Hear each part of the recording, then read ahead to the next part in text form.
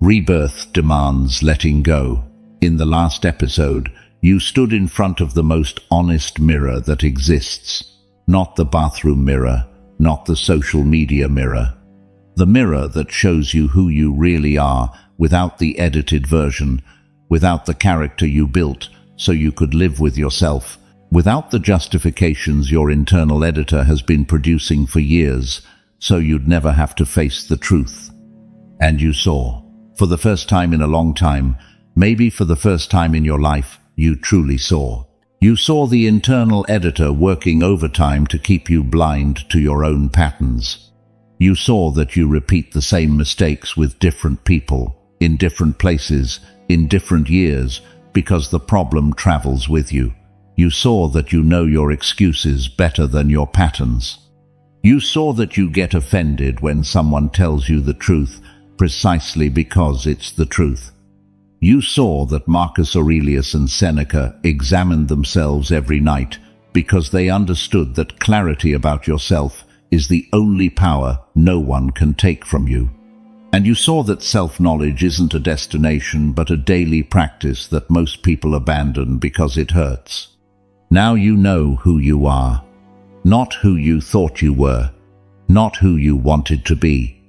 Who you are, with your destructive patterns, with your automatic reactions, with your defense mechanisms, with your favorite excuses, with your blind spots, with everything.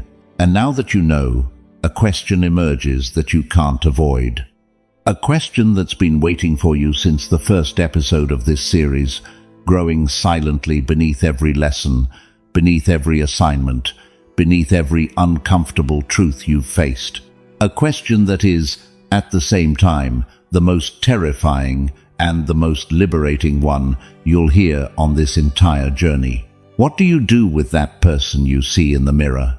Because that person, with everything you now know about them, can't take you where you need to go.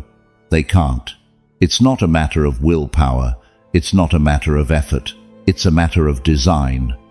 That person was built, molded, programmed by years of experiences, of repeated reactions, of reinforced patterns, of calcified habits, to produce exactly the results they're producing. Asking them to produce different results without fundamentally changing is like asking a river to flow uphill. It goes against their nature. It goes against their design. It goes against everything that version of you was built to do. And this is where we arrive at the hardest moment of this entire series. Knowing yourself isn't enough. Knowledge alone doesn't transform. You can know all your patterns, all your flaws, all your defense mechanisms, and stay exactly the same. Knowledge is necessary. It's the first step. It's the condition without which nothing else is possible. But it's not enough. What you need now goes beyond knowledge. What you need now is an act of radical transformation, an act unlike anything we've done so far. You need to let go of the person you see in the mirror, not improve them, not adjust them, not patch them up, not decorate them with new superficial habits that fall apart in 2 weeks. Let them go. Allow that version of you to complete its cycle, say goodbye, and open the space for something new, something that doesn't exist yet to be born. Welcome to episode 5 of From Lost to Unstoppable. This is Stoicism for Winners. And this is the episode that changes everything. Not because the previous lessons weren't important. They were essential. Each one prepared you for this moment.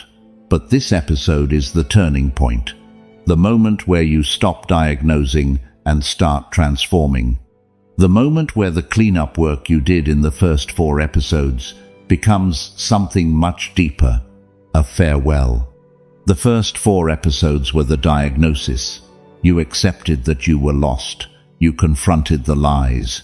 You let go of the weight. You truly looked at yourself. All of that was necessary to get here. But now the diagnosis is over. And what comes after the diagnosis isn't more analyzing.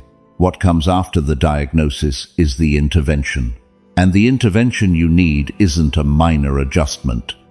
It's a controlled demolition followed by a reconstruction from the foundation. Today we're going to talk about the death of the old self. And I need you to understand right now that when I say death, I'm not talking about something literal. I'm talking about something symbolic but deeply real as the pain you feel when you lose something that was part of you for decades. As real as the vertigo you feel when you stare into the void and don't know what's on the other side. As real as the fierce resistance your mind will put up when it starts to understand that what I'm proposing isn't improving who you are, it's stopping being who you are so you can become someone completely different. There's an image I want you to hold in your mind throughout this episode. It's the image of a chrysalis. When a caterpillar prepares to become a butterfly, wings don't just grow on top of the caterpillar's body. New parts aren't added to the existing structure. It's not a software update where new features are installed on the old system. What happens is something far more radical and far more violent than the pretty metaphor suggests. Something most people don't know because they only know the pretty version of transformation, the postcard version where the butterfly emerges and flies away and everything is beautiful. Inside the chrysalis, the caterpillar's body dissolves. Literally, the cells break down, the tissues come apart, the organs stop functioning as such. The entire body becomes an amorphous, almost liquid substance, a kind of biological soup where the caterpillar no longer exists. Nothing recognizable remains, no structure to improve upon. The caterpillar disappears.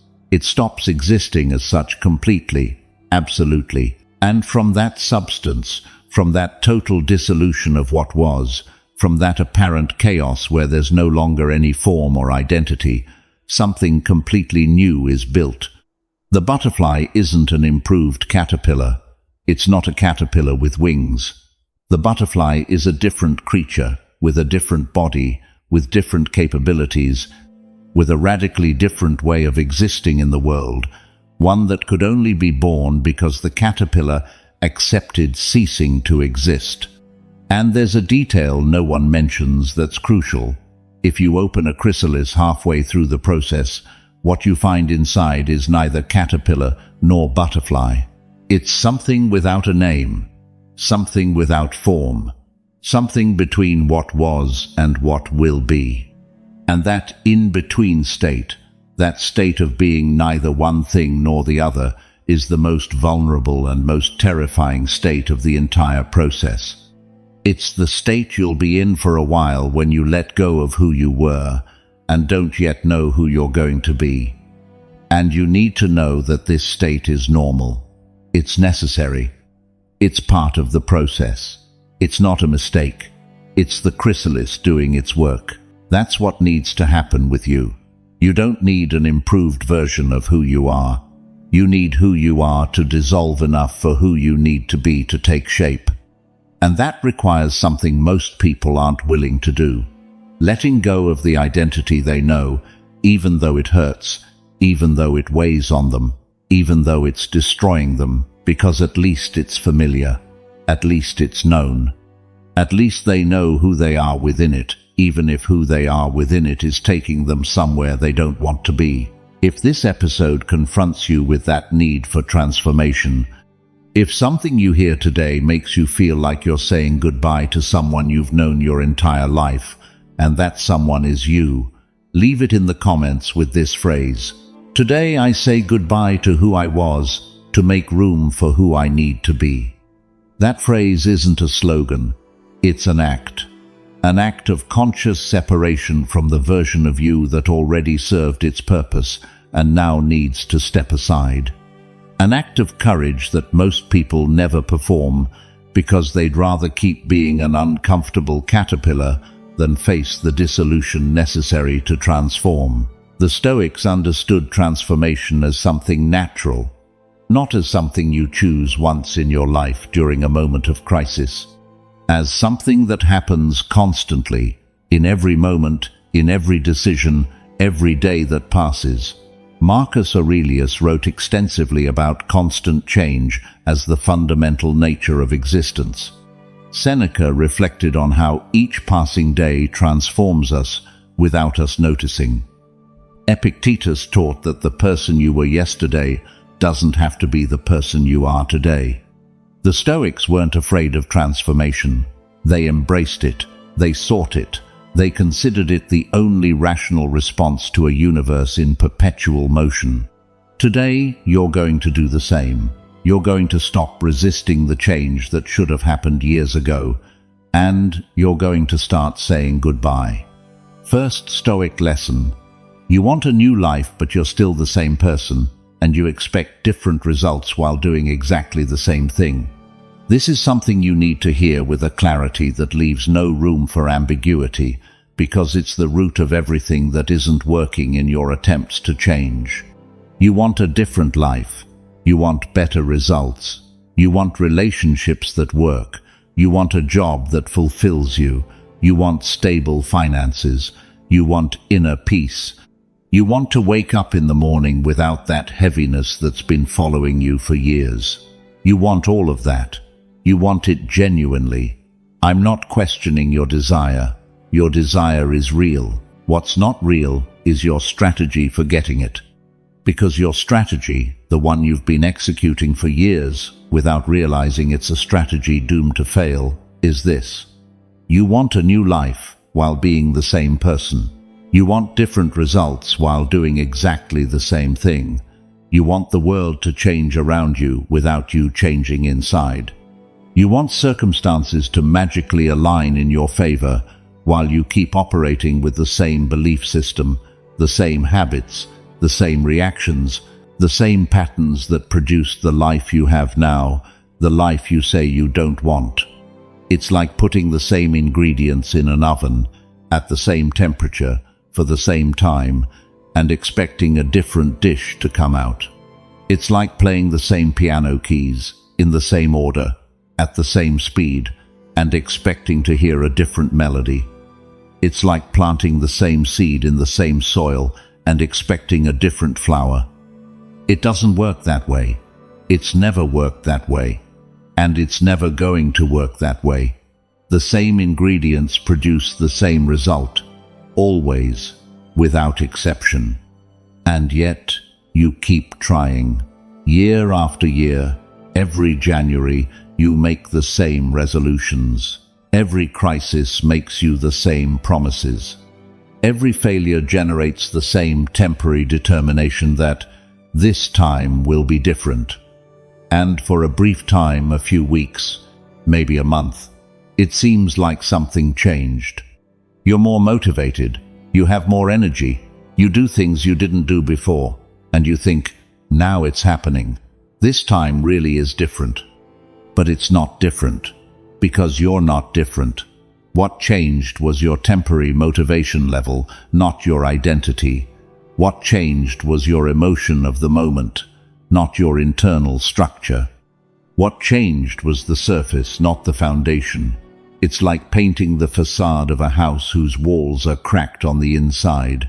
From the outside it looks new, from the outside it seems transformed. But the internal structure is still the same weak structure that was there before the paint, and the next storm will prove it. And temporary motivation runs out. It always runs out, because motivation isn't a renewable resource, it's an emotion. And like every emotion, it has an intensity that rises and falls. That appears and disappears.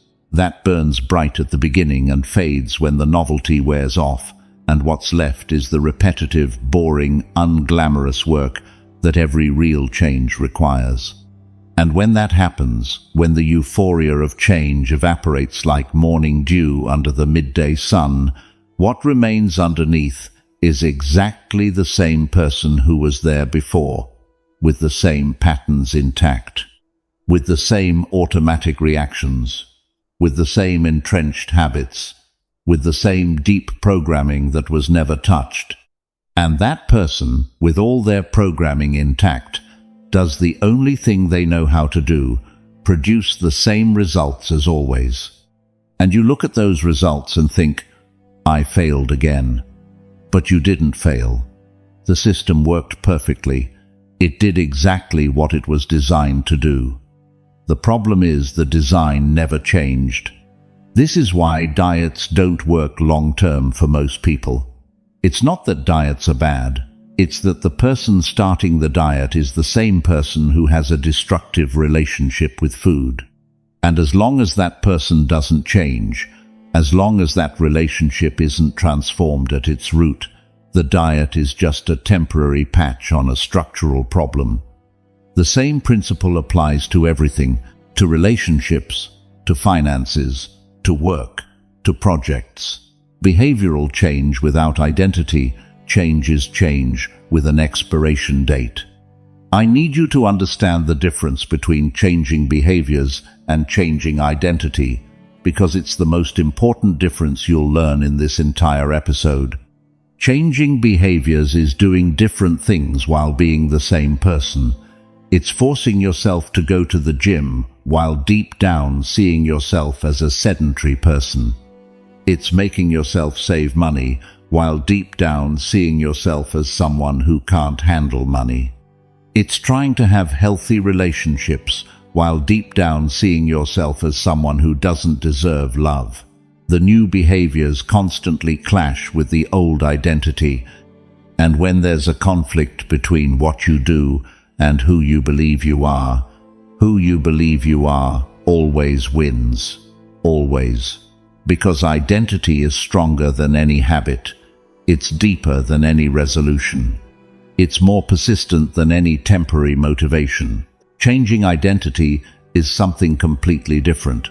It's stopping being the person who needs to force themselves to go to the gym and becoming someone who sees themselves as a person who takes care of their body. They don't need to force themselves because they're not acting against their nature. They're acting in accordance with who they are. It's stopping being the person who fights against their spending impulses and becoming someone who sees themselves as a person who builds wealth with discipline. They don't need to fight against themselves because the new identity and the new behavior are aligned. There's no conflict. There's no friction. There's no internal force pulling you back to the old because the old no longer exists. See the difference? In the first case, you're at war with yourself. Your old identity fights against the new behaviors, and the old identity always wins in the long run. In the second case, there's no war, because the identity changed. And when identity changes, behaviors change as a natural consequence, without heroic effort, without superhuman willpower, without that brutal drain of constantly fighting against who you are to try to do things that don't match your self-perception. The Stoics understood this intuitively. They didn't talk about changing habits. They talked about changing character. They didn't talk about doing different things. They talked about being different people. Epictetus didn't teach his students techniques to behave better. He taught them to see themselves differently. Because he knew that when you change the way you see yourself, the way you behave changes on its own. Behavior is the effect.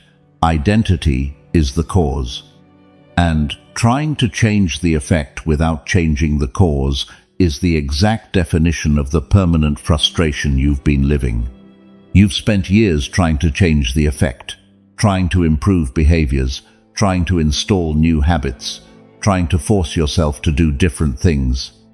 And every time your temporary motivation runs out, you go back to square one, because the cause remains intact. The person producing the results you don't want is still the same person. You never touched them. You never questioned them at their core. You never told them, "Your time is up. I need you to step aside so I can be someone different." And that's exactly what we're going to do in this episode. We're not going to talk about new habits. We're not going to talk about morning routines, or smart goals, or quarterly planning. We're going straight to the root, to identity, to the person you are who needs to transform into the person you must be. Because until that happens, Everything else is decoration on a structure that's collapsing. Your assignment for this lesson starts with an exercise in brutal confrontation. I want you to complete this sentence in writing, with all the honesty you've developed over the previous 4 episodes. I want, but I'm still someone who. Complete it as many times as necessary.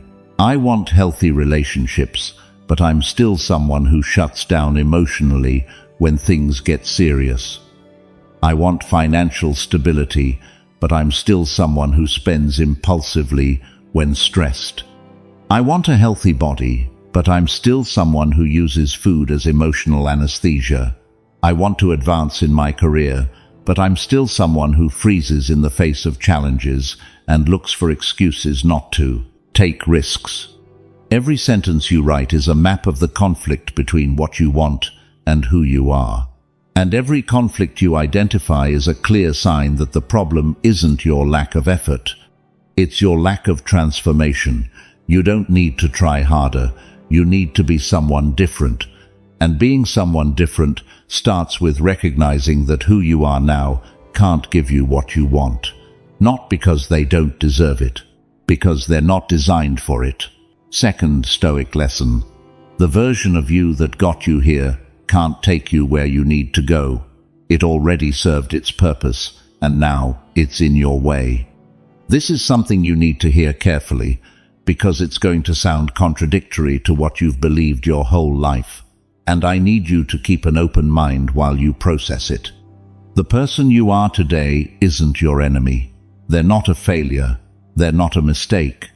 The person you are today is the result of a series of adaptations you made to survive. Every pattern you have, every defense mechanism you developed, every habit that calcified, every way of reacting that became automatic, all of that was a response to something, a response to an environment, to a family, to a culture, to specific circumstances that demanded you adapt in a certain way to keep going.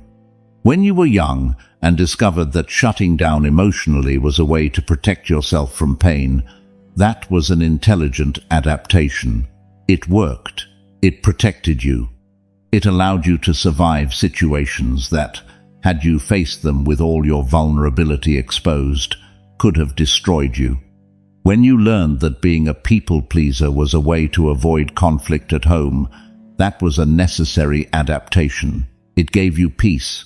It gave you safety. It allowed you to navigate a hostile environment with minimal damage. When you discovered that obsessive control was a way to manage the anxiety of living in an unpredictable world, that was a logical response. It gave you a sense of order. It gave you the illusion that things were under your control. All of those adaptations were useful at the time. They were survival strategies that worked when circumstances required them. They were the best response you could produce with the resources you had at that moment. They weren't a mistake. They were a solution. But solutions have expiration dates. And when a solution stays longer than necessary, it becomes a problem. The life jacket that saved you from drowning when you fell in the water is an essential tool while you're in the water. But if you never take it off, if you keep wearing it when you're already on dry land, when there's no water, when there's no danger of drowning, that jacket becomes a hindrance. It restricts your movement. It makes you sweat. It prevents you from running, jumping, hugging someone freely. What saved your life in one context complicates it in another. And you've been on dry land for years with the jacket still on. Shutting down emotionally protected you when you were a child in an unsafe environment. But now you're an adult who wants deep connection with another person, and that same strategy that saved you is preventing you from having the intimacy you need. People-pleasing kept you safe in a home where conflict was dangerous, but now you're in relationships where you need to set boundaries, where you need to say no, where you need to stand your ground, and that same people-pleasing turns you into someone who gets walked all over constantly. Obsessive control gave you structure when everything around you was chaos. But now it prevents you from delegating, trusting others, accepting the uncertainty that every authentic life requires. Do you understand what's happening?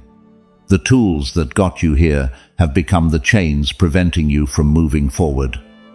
Yesterday's solutions are today's problems. The armor that protected you has become the prison that confines you, and you can't move forward wearing that armor. Not because it's bad, because it was designed for a war that's already over. And wearing it into a different war doesn't protect you. It slows you down, makes you more rigid, makes you more vulnerable to attacks you can't see because the armor blocks your peripheral vision. There's a concept in evolutionary biology that illustrates this with brutal precision. It's called maladaptation. A maladaptation occurs when a trait that was advantageous in a previous environment becomes a disadvantage in a new one. Polar bears, for example, have thick fur and a layer of subcutaneous fat that are perfect for surviving in the Arctic, where temperatures drop to 40 below zero. Those traits are a masterpiece of adaptation. But if the climate changes drastically, if the environment warms sustainably, that same thick fur and fat layer that protected them from cold become a death sentence. They overheat. They can't regulate their temperature. What kept them alive now puts them in danger, not because the fur is bad in itself, because the environment changed and the fur didn't change with it. What was strength became vulnerability simply because the context is no longer the same. Your environment changed. Your life is no longer what it was when you developed those survival strategies. Your circumstances are different. Your challenges are different. What you need to thrive now is fundamentally different from what you needed to survive then, but you're still wearing the same fur, still using the same strategies, still being the same version of you that was designed for an environment that no longer exists. And that version already served its purpose. It already did its job. It already got you here, and it deserves gratitude for that. It deserves recognition. It deserves respect. Because without it, without all those imperfect but functional adaptations, you wouldn't have survived. You wouldn't be here listening to this. You wouldn't have the opportunity to transform. You owe something to that version of you. You owe it the honesty of recognizing that it did the best it could with what it had, but you also owe it the honesty of telling it that its time is over. Not with hatred, not with shame, not with the rage of someone who hates themselves for not being different. With the serene gratitude of someone looking at a tool they used for years that served them faithfully, that saved their life on more than one occasion, and who now recognizes that tool can no longer do what they need. It's like a carpenter thanking their first hammer, the old, worn hammer they used to build their first furniture, but understanding that for the work ahead, they need different tools. They don't throw the hammer away with contempt. They put it on a shelf with respect, and they pick up the new tools the current work requires. That's what you need to do with the version of you that got you here. Put it on a shelf with respect, thank it, and pick up the new tools. But you can't pick up new tools if your hands are still gripping the old ones. You can't be someone new if you keep insisting on being someone old. You can't move forward if you keep wearing the armor from a war that ended years ago. The Stoics deeply understood this concept of purpose served. Marcus Aurelius wrote about how each stage of life has its own demands, and that clinging to the previous stage is a form of resisting the natural order of things. Seneca spoke of the need to let go not only of external possessions, but of internal identities that no longer serve us. Epictetus taught that true learning requires emptying yourself first, letting go of what you think you know so you can receive what you need to know. All of them pointed to the same truth. That transformation requires farewell, that you can't fill a cup that's already full, that you can't walk through a new door while still holding onto the handle of the old one, that you can't be reborn without something in you dying first. Your assignment for this lesson is an exercise in gratitude and farewell. I want you to write a letter addressed to the version of you that got you here. To that version, with all its defense mechanisms, with all its survival strategies, with all its patterns that once worked and now limit you. In the letter, do two things. First, give thanks. Thank specifically what that version did for you. Thank you for teaching me to shut down when the world was too hostile. That protected me when I had no other way to protect myself. Thank you for making me a people pleaser. That kept me safe in a home where conflict was dangerous. Acknowledge each adaptation for what it was, the best possible response in a moment when you had no better options. Second, say goodbye, but your time is over. I no longer need to shut down because now I'm seeking connection, not protection. I no longer need to please everyone because now I need to respect myself. I no longer need to control everything because now I need to trust the process. Read that letter out loud. Hear yourself say those words and feel what it feels like to say goodbye to someone who was you for decades. It's going to hurt. It's a real grief. But it's a necessary grief, because what comes after that farewell is something that old version could never have imagined.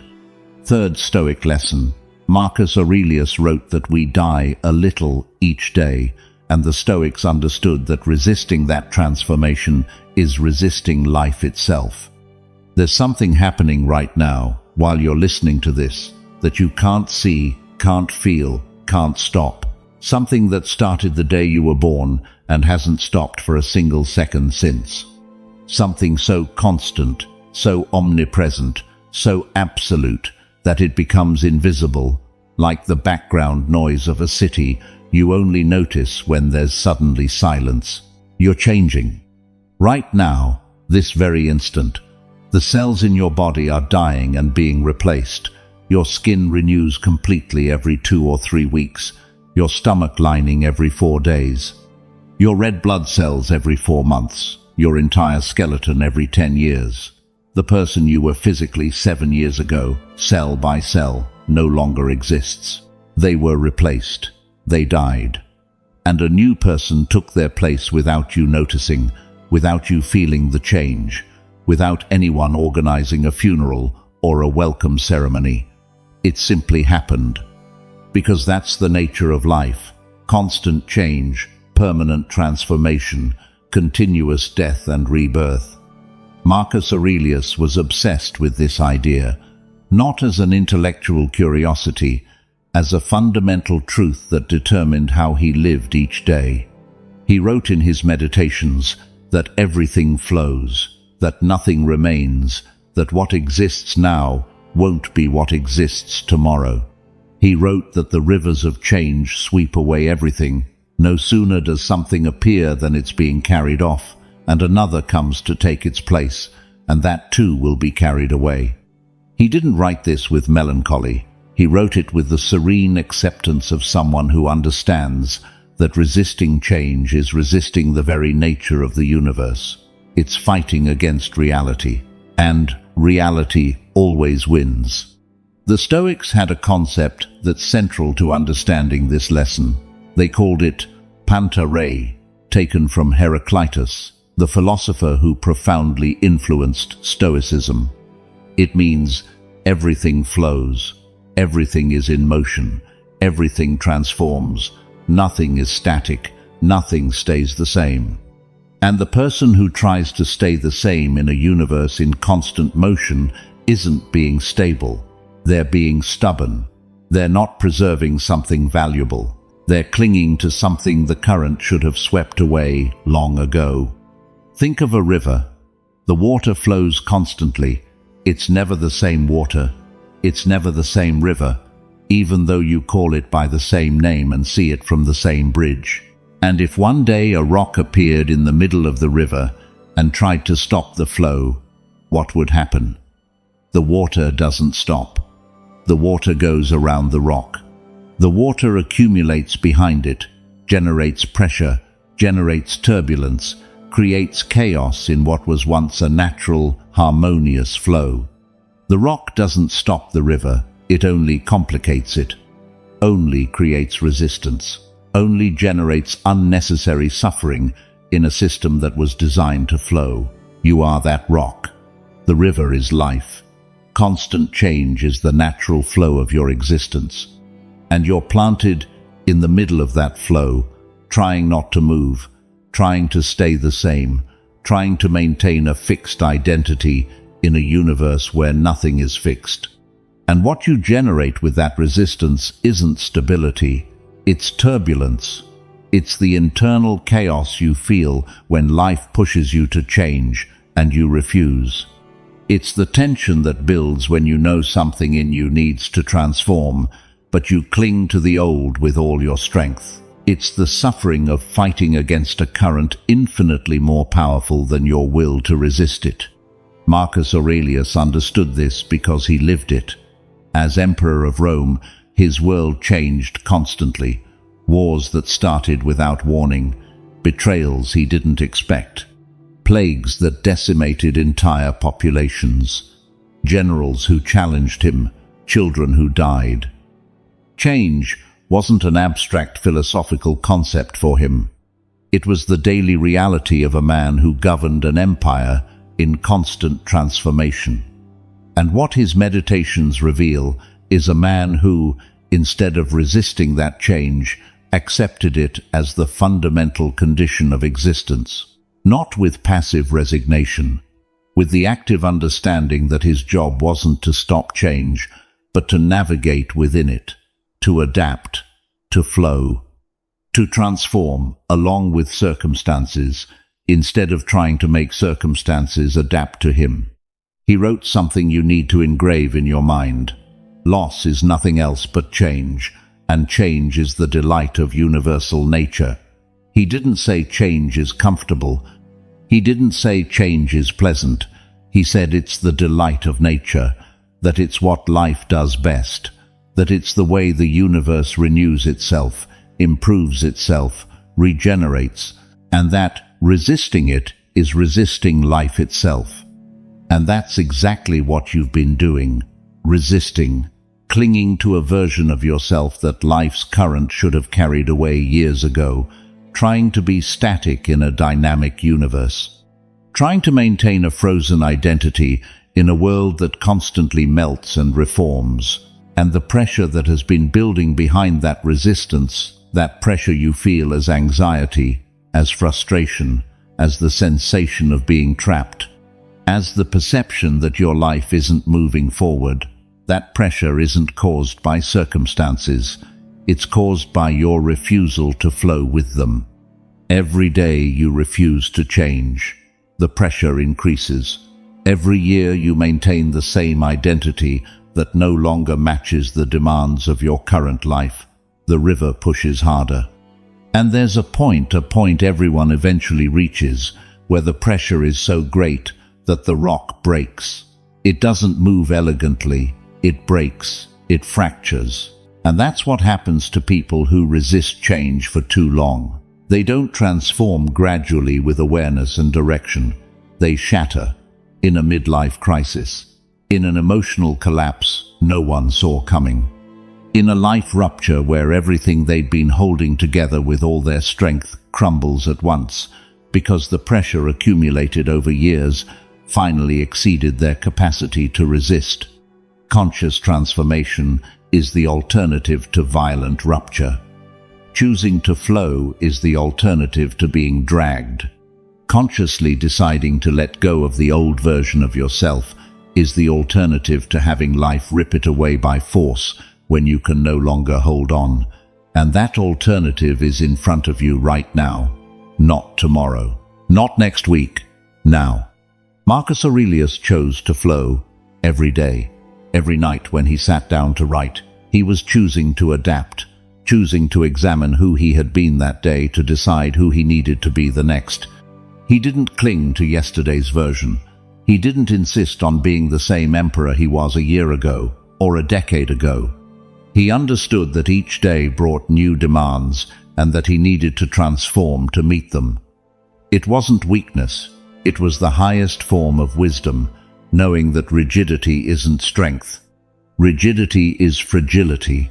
What doesn't bend breaks, what doesn't flow stagnates, what doesn't transform rots. Your assignment for this lesson is to directly confront your resistance to change.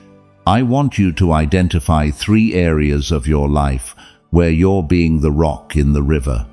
3 areas where you know, at some level of your awareness, that you need to transform, and you're actively resisting. For each one, write 2 things. First, the specific way you're resisting. I resist changing how I communicate in my relationship because I've always done it this way. I resist letting go of control at work because uncertainty terrifies me. I resist changing my relationship with money because the one I have is the only one I know. Second, the cost that resistance is generating, not the theoretical cost, not the cost you might pay in the future, the real, concrete cost you can see in your life today. My resistance to communicating differently is costing me intimacy with my partner. My resistance to letting go of control is costing me opportunities and work relationships. My resistance to changing my relationship with money is costing me the financial stability I say I want. When you see the cost written on paper, the question becomes simple. Is it worth continuing to pay it to protect something that no longer works? The answer, if you're honest, is no. It was never worth it.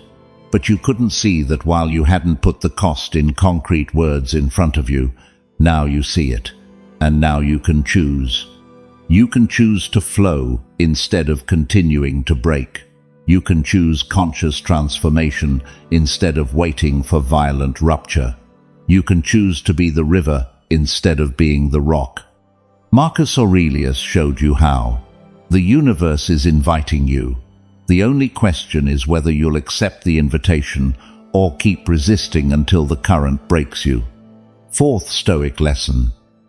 You cling to who you were because it's familiar, even though that familiarity is costing you everything you could become.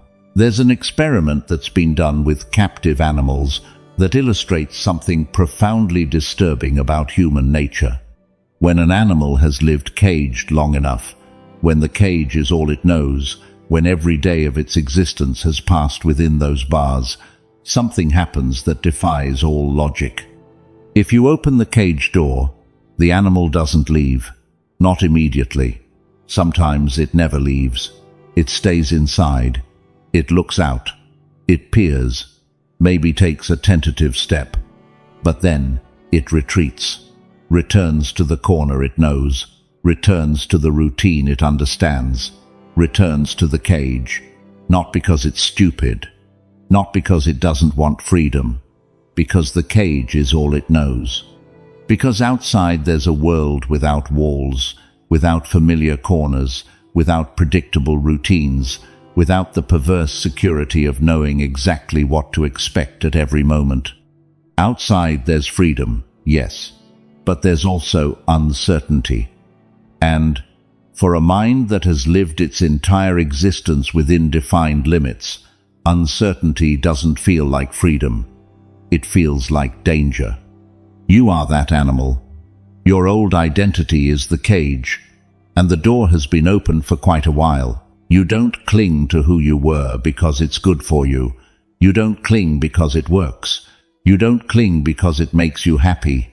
You cling because it's familiar, because you know it. Because even though it hurts, even though it limits you, even though it's costing you everything you could become, at least it's predictable. At least you know what to expect. At least you don't have to face the terrifying uncertainty of not knowing who you are if you stop being who you've always been. Familiarity is a drug, and like every drug, it gives you a sense of well-being that's false and temporary, while the real damage accumulates beneath the surface without you noticing until it's too late. Familiarity tells you, stay here, it's safe here, I know how to function here, no surprises here, the pain here is manageable because I already know it, I know its shape, I know its schedule, I know how much it hurts and how much I can take. And your mind, which is biologically programmed to seek safety and avoid danger, hears that message and obeys without questioning, without analyzing, without asking whether that safe really is safe or if it's simply known, which are two radically different things. Because a place can be known and still be destroying you. A habit can be familiar and still be toxic. An identity can be yours, your whole life, and still be the reason your life isn't moving forward. Even though here is a place that's slowly destroying you, inch by inch, day by day. Even though here is an identity producing the same miserable results year after year. Even though here is a version of you that already served its purpose and now only gets in your way. There's a psychological trap economists call status quo bias. It's the human tendency to prefer things to stay as they are, regardless of whether that state is good or bad. Studies show people prefer to maintain a known negative situation rather than risk a potentially positive but unknown one. They prefer predictable misery to uncertain happiness, not because they're masochistic, because the human brain processes uncertainty as a threat, and facing a threat, the automatic response is to stay still, don't move, don't change, survive by clinging to what you know. But surviving isn't living. And you've spent years surviving inside an identity that stopped serving you long ago, convinced that the familiarity you feel is safety, when in reality it's stagnation disguised as stability. Think about what the familiarity of your old identity is costing you, not in the abstract, concretely, in your real everyday life. It's costing you the relationship you could have if you stopped shutting down emotionally. There's a person on the other side of your emotional wall who wants to connect with you, who wants to truly know you, who wants genuine intimacy. But your old identity says shutting down is safe, opening up is dangerous, and you obey, and the relationship stays on the surface, and both of you get frustrated, and eventually it breaks. And you say, they weren't the right person, when the truth is you weren't the right person because you refused to let go of the version of you that shuts down. It's costing you the career you could have if you stopped sabotaging yourself with the same patterns. There are opportunities that pass in front of you that you don't take because your old identity says, that's not for someone like me, or if I try and fail, it'll be worse, or better to stay where I am, at least I know what to expect here. And the opportunities pass, and you stay. And the years pile up in a place that has nothing left to offer you, but at least it's known. It's costing you the inner peace you could have if you stopped repeating the same destructive thought patterns. There's a version of you who can sleep without tossing and turning for hours, who can face a problem without turning it into an existential catastrophe. Who can receive criticism without activating the nuclear alarms of emotional defense? But that version requires letting go of the one you have now. And the one you have now is familiar, uncomfortable, yes. Painful, yes. But familiar, and familiarity wins. The Stoics saw this trap with ruthless clarity. Seneca wrote about people who constantly complain about their suffering, but do nothing to change it. He observed them with a mix of compassion and frustration. Compassion because he understood that the fear of the unknown is real and deep. Frustration because he saw those people's lives being consumed by the toxic comfort of the familiar, while time, that irrecoverable resource, slipped through their fingers. Epictetus was more direct. He said, "The person who prefers known chains to unknown freedom doesn't deserve compassion. They deserve to be confronted, because compassion without confrontation is complicity." And being complicit in someone's self-deception isn't an act of kindness. It's an act of cowardice disguised as niceness. I'm not going to be complicit in your self-deception. What you're doing, clinging to an identity that no longer serves you, because at least it's familiar, isn't a smart decision. It isn't prudence. It isn't caution. It's cowardice. It's choosing known suffering because the unknown scares you more. And as long as you keep making that choice, as long as you keep choosing the open cage because freedom has too much uncertainty, you're going to keep paying a price you can't afford to keep paying.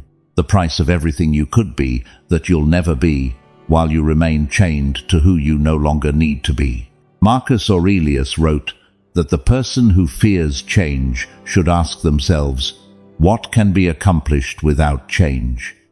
And the answer, if you take a second to think about it seriously, is nothing. Absolutely nothing worthwhile. No growth, no improvement, no transformation, no progress. Without change, what you have today is what you'll have tomorrow, and the day after, and 5 years from now, and 10 years from now. The same life, the same results. The same exhausted identity producing the same rotten fruit. Is that what you want? Is that what you're choosing to protect? The familiarity of a life that doesn't satisfy you? Your assignment for this lesson is to identify the real cost of your familiarity. I want you to divide a page into 2 columns. In the left column, write what I have by staying as I am. In the right column, write what I could have if I dare to change. Be brutally specific in both columns. No generalities, details, names, concrete situations. In the left column, the same loneliness, the same conflicts, the same professional frustration, the same bank account, the same sleepless nights, the same feeling that life is slipping away. In the right column, the deep relationship you've never had, the work you really want to do, the peace of living without being at permanent war with yourself, the freedom of not repeating the same mistakes. Look at both columns. Take a real minute, not symbolic, a full minute looking at both columns side by side, and ask yourself with the rawest honesty you have available, is the familiarity of the left column worth sacrificing everything in the right column? If the answer is no, then you already know what you have to do. The cage door is open. It was always open. The only thing missing is for you to take the step. 5th Stoic lesson. You can't build a new identity on the rotten foundations of the old one. First, you have to demolish. If you've been following this series from the beginning, you've already done enormous work. You've accepted that you're lost. You've confronted the lies you told yourself. You've let go of the weight you were carrying. You've looked in the mirror with an honesty most people never achieve. And in this episode, you're facing the need to let go of the version of you that already served its purpose. But there's a temptation that appears at this point in the process. A temptation that's subtle, that disguises itself as pragmatism, that presents itself as the reasonable and mature option. And that temptation is this: trying to build the new on top of the old. I don't need to change completely. I just need to improve a little. I can keep what works and only change what doesn't. No need to demolish everything. Just an adjustment here, an improvement there, a cosmetic renovation that lets me feel different without having to actually be different. Sounds reasonable. Sounds practical. Sounds like the middle path between the extreme of changing nothing and the extreme of changing everything. And that's exactly why it's such an effective trap. Because the most dangerous trap isn't the one that looks like a trap. It's the one that looks like common sense. Imagine you have a house with rotten foundations. Moisture seeped in for years. The support structure is corroded. The beams holding up the entire building are compromised. But the house is still standing. From outside it looks acceptable. The walls are cracked but haven't collapsed. The roof leaks but still provides shelter. If you don't look too closely, if you don't go down to the basement, if you don't examine the foundations, it seems like a functional house, uncomfortable, with problems, but functional. Now imagine you decide to improve it. You paint the walls, you put in new flooring, you buy modern furniture, you fix the windows, you install a new door. From outside the house looks renovated, looks new. Visitors come in and say, "How nice it turned out." And you feel good. You feel like you did something, like you improved, like you moved forward. But the foundations are still rotten. The structure is still compromised. The beams are still corroded. And one day, any day, without warning, without any sign that the new paint or modern furniture can prevent the house collapses, not because the renovation was bad, because it was done on foundations that needed to be demolished and rebuilt, not decorated and hidden. That's exactly what happens when you try to build a new identity on the foundations of the old one. You can change superficial behaviors. You can adopt temporary new habits. You can learn new emotional vocabulary. You can start meditating, exercising, reading self-help books. You can decorate the surface until it looks completely different. But if the foundations, the fundamental beliefs about who you are, the deep narratives that govern your self-perception, the entrenched patterns that determine your automatic reactions, if all of that remains intact beneath the surface renovation, it's only a matter of time before everything collapses. And when it collapses, the fall is worse than if you'd never renovated. Because now, you don't just have the same rotten foundations as always. You have on top of them the rubble of everything you built over them. You have the additional frustration of having invested time and energy in something that didn't work. You have the despair of thinking, "I tried and it didn't help," when the truth is, you didn't try the right thing. You tried to renovate when what you needed was to demolish. Demolition is scary. It's chaotic. It's loud. It's dirty. It creates rubble. It creates dust. It creates a period where what was once a structure, however deficient, becomes an empty lot full of debris. And during that period you don't have a house, you don't have shelter, you don't have the old structure that at least gave you a roof with leaks. You're out in the open, exposed, without the protection of the old identity and without the protection of the new one, because you haven't built it yet. But that period of exposure is the price of real transformation. There's no way to avoid it. There's no shortcut that lets you go from the old house to the new house without the intermediate period of having no house. Anyone who tells you otherwise is lying. Anyone offering you transformation without demolition is selling you paint for rotten foundations. The Stoics were radical on this point. They didn't believe in half measures when it came to character transformation. Epictetus didn't tell his students, "Improve a little here and there."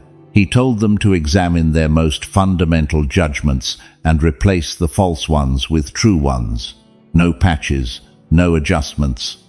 Replacements. Demolition of the old belief. Construction of the new belief in the space that remained. Seneca was equally radical.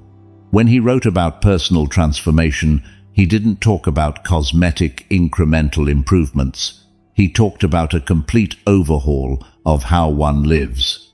Examining every habit, every relationship, every use of time, and asking whether it serves or hinders. And what hinders doesn't get improved, it gets eliminated, removed, cleared, so what serves can grow without competition. Marcus Aurelius put this into practice every night when he examined himself. He wasn't looking to make small adjustments to a structure that was fundamentally fine.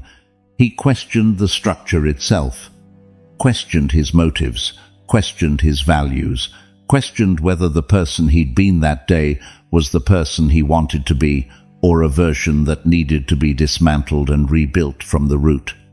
There's something you need to understand about demolition so you don't confuse it with destruction.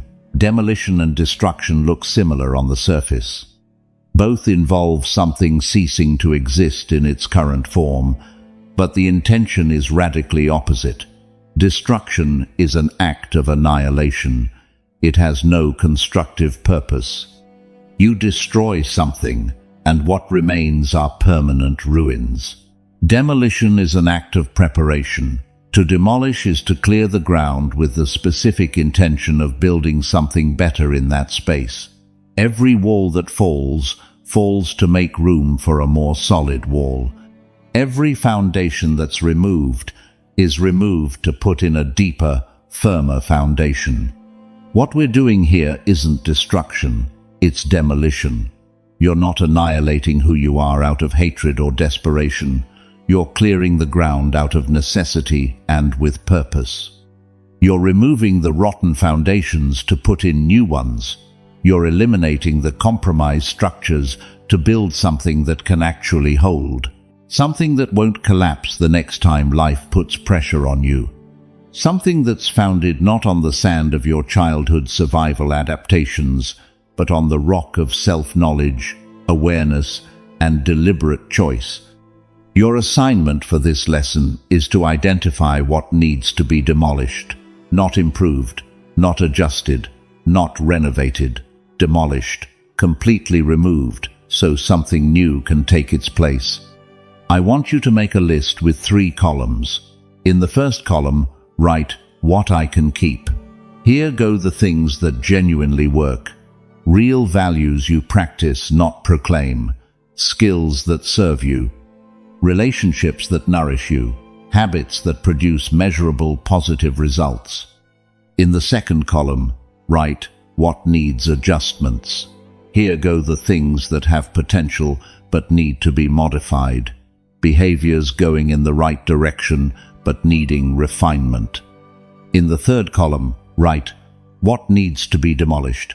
Here go the rotten foundations, the fundamental beliefs governing your life that are producing destructive results, the deep patterns that can't be fixed with adjustments, the identity narratives that need to completely disappear, not be edited, not softened, but removed to leave clean space where the new ones can be built. Be ruthlessly honest about what goes in each column. The temptation will be to put everything in column 2, in adjustments, because adjustments are comfortable and demolition is terrifying. But if you were honest in the exercises from previous episodes, you already know there are things in your life that can't be fixed with adjustments, that need the full process of demolition and reconstruction. Putting them in the wrong column doesn't protect them, doesn't save them. It only delays the inevitable collapse. And when that collapse comes, and it will come, because rotten foundations don't hold forever, no matter how much you decorate them, it will be far more costly than the controlled demolition you could do today, here, now, with awareness and purpose. 6th Stoic lesson. Seneca said that it's not that we have too little time, but that we waste too much. And you keep wasting yours protecting a version of you that should have disappeared long ago. Seneca wrote one of the most brutal and most necessary works on time that humanity has ever produced. It's called On the Shortness of Life. And its central thesis is so direct it hurts. It's not that life is short, it's that we waste it as if it were infinite. That work was written almost 2,000 years ago. And if Seneca could see you now, if he could observe how you live your daily life, he'd probably sit down in front of you and tell you exactly what I'm about to tell you. You're wasting your time. Not a little, not occasionally, constantly, systematically, on a scale that would terrify you if you could see it clearly. And you're not wasting it in the obvious ways people usually point to. I'm not talking about the hours lost on social media or the dead afternoons watching television without purpose. That's surface-level waste. I'm talking about something much deeper, much more costly, much more devastating. You're wasting your time protecting a version of you that should have disappeared long ago. How much energy do you spend every day keeping alive patterns that no longer serve you? How many hours do you lose reacting the same automatic way to the same stimuli, producing the same conflicts, generating the same problems that you then need additional time to try to resolve? How much of your day goes toward feeding an identity that's destroying you, defending the same positions that isolate you, repeating the same behaviors that sabotage your relationships, executing the same habits that keep you stuck, justifying the same decisions that take you to the same place over and over? You don't see it as waste because it feels like normal. This is how it's always been. This is how you function. This is who you are. But normal doesn't mean efficient. Normal doesn't mean your time is being well used. Normal only means you've been doing it this way so long, you no longer question whether there's a better way. It's like someone who walks every day with a pebble in their shoe. After enough years, the pain becomes normal. They no longer feel it as pain. They feel it as, this is what walking feels like. But that's not what walking feels like. That's what walking with a pebble in your shoe feels like. And the difference between one and the other only becomes visible when you finally take off the shoe and remove the pebble. Seneca described the people of his era with an observation that applies perfectly to you. He said, "We're so busy with things that don't matter that we don't notice life slipping away, that we run from one place to another, exhausted, depleted, convinced we're doing something important without ever stopping to ask whether what we're doing has any connection to what we actually want." And you run. You run every day. Run to work. Run to meetings. Run to solve the problems your own patterns generated yesterday. Run to put out fires you yourself lit without realizing it, because your automatic reactions are a fire factory that never rests. Run to repair relationships you yourself damaged, with the same words, said the same way, in the same tone you promised you wouldn't repeat. Run to find new opportunities after sabotaging the previous ones in ways your internal editor has already rewritten as bad luck. And at the end of the day, you collapse into bed, exhausted, drained to the bottom, convinced you worked hard, that you gave everything, that the day was productive. But if you look with the honesty we've been practicing, if you coldly analyze what percentage of that effort was invested in building something genuinely new and what percentage was spent on keeping things running, repairing, maintaining, patching a version of you that should have disappeared years ago, the numbers are going to scare you. They're going to leave you silent. Most of your daily energy doesn't go toward moving forward. It goes toward not falling back. It goes toward maintaining, sustaining, repairing the collateral damage your old version generates every day as an inevitable byproduct of its normal functioning, like a defective machine that produces what it's supposed to produce but leaves a trail of malfunctions in its wake that someone has to clean up, and that someone is you. Cleaning up every day what your own obsolete version dirtied yesterday. It's like having an old car that costs more in monthly repairs than the payment on a new car would be. But you keep repairing it because it's your car, because you know it, because you're attached to it, because you already know its noises and quirks. And while you keep repairing it, the new car that could take you where you need to go remains a car you never buy, because your entire budget goes toward keeping alive one that should already be in the junkyard. Your time is the scarcest resource you have, scarcer than money, scarcer than energy, scarcer than opportunities, because money can be earned again, energy can be recovered with rest. Opportunities reappear if you're paying attention, but time that passes doesn't come back, ever. Every second you spend protecting your old identity is a second you don't invest in building the new one. Every hour you lose reacting with the same old patterns is an hour you don't use to practice different responses. Every day you spend being the same person as yesterday is a day you don't dedicate to becoming the person you need to be tomorrow. Seneca put this in a perspective that's hard to ignore. He said, if you could see how many years of your life have already passed and how many remain, you'd probably panic.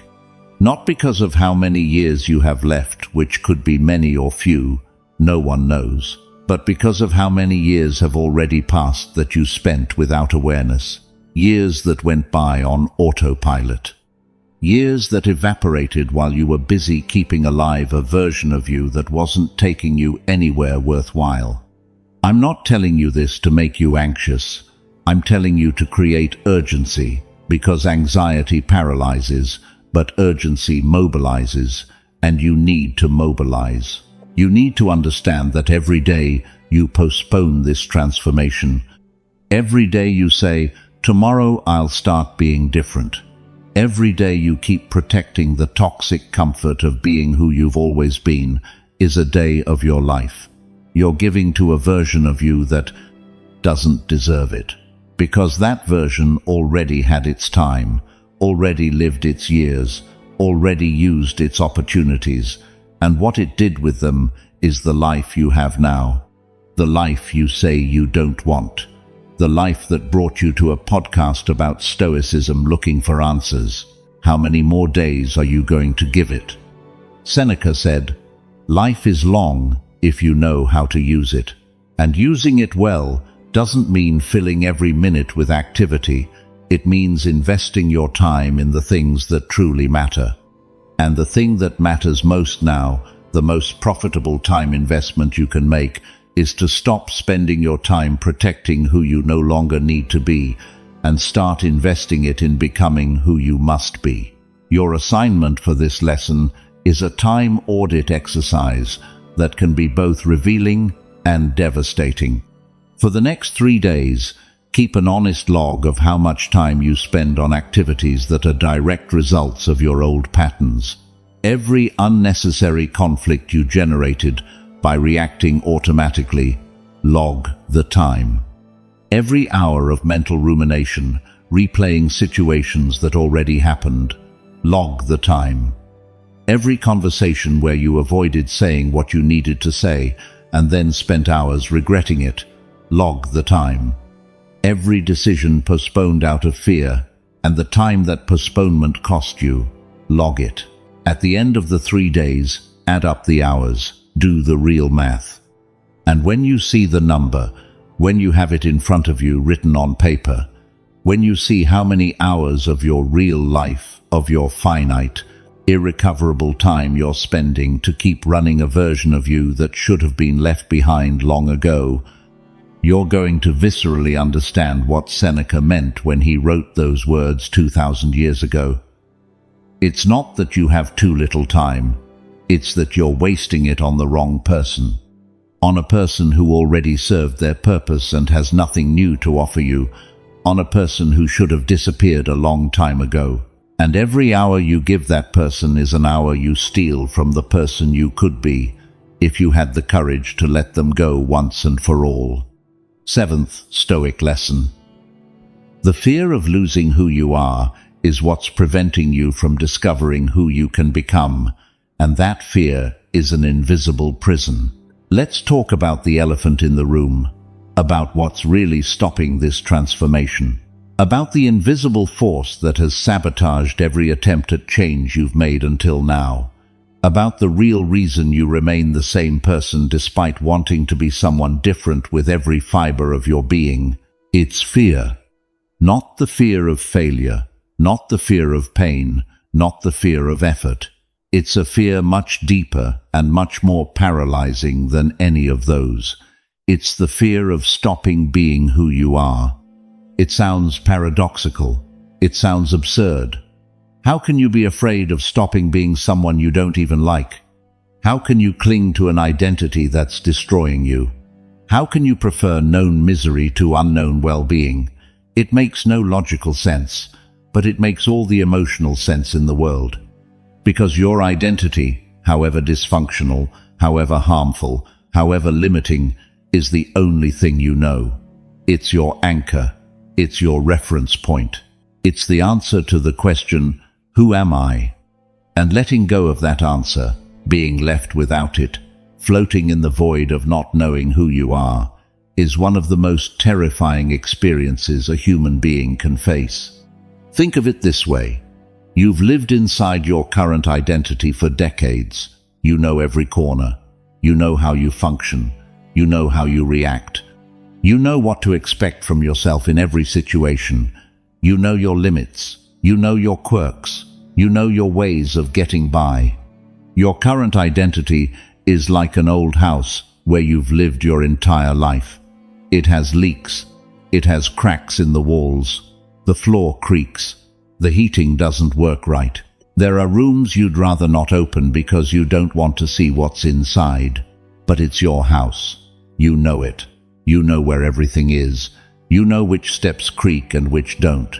You know how to avoid the leaks. You know how to live there with minimum discomfort. And now someone tells you that you have to leave that house, that you have to abandon it, that you have to go to an empty lot where nothing is built and start from scratch. No walls, no roof. None of the rooms you know. None of the tricks you learned to survive in the old house. Just you and an empty lot and the need to build something new from the foundation. Do you see why the fear is so intense? It's not fear of what's coming. It's fear of the void between what you're leaving and what you're building. It's fear of the period of having no house, of being exposed to the elements, of not knowing who you are while you discover who you can be. It's fear of the chrysalis, of that in-between state where you're no longer a caterpillar but not yet a butterfly, where you're a formless substance, where you have no defined identity, where the answer to "Who am I?" is "I don't know yet."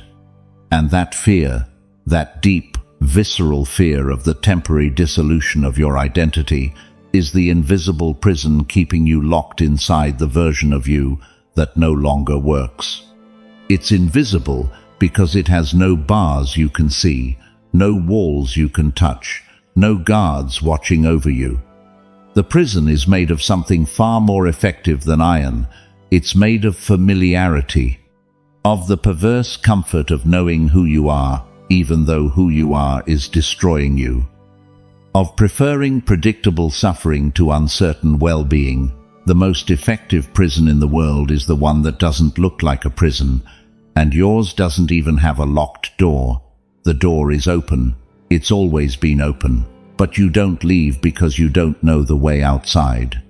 Think about how many times you've been on the verge of real change and stopped yourself. How many times you felt you were about to take a different step, to respond in a new way, to make a decision that would break the pattern once and for all, and something inside you pulled you back with a force you couldn't resist. An internal force, silent, that doesn't shout, doesn't argue, just whispers with a conviction that feels absolute. No, this isn't you. This is too much. You don't know what's on the other side. Stay where you are. At least here you know what to expect. At least here the pain is familiar. That force is the fear of losing your identity, and it operates with ruthless efficiency. It doesn't need logical arguments, doesn't need elaborate reasons. It only needs that whisper, that sensation of vertigo, that contraction in your stomach that says, "Danger," and you obey. You retreat. You go back to the known pattern. You go back to being who you've always been. And you feel relief. A temporary, false, toxic relief that feels like safety, but is actually the sensation of the prison door closing again with your consent. The Stoics had a direct, unambiguous relationship with fear. They didn't deny it. They didn't pretend it didn't exist. They didn't deceive themselves with the idea that strong people don't feel fear. They recognized it as a natural emotion that serves a legitimate biological function. But they also recognized it as the emotion that, more than any other, has the capacity to prevent human growth when allowed to govern without supervision. Epictetus said, "It's not things that frighten us, but the judgments we make about things."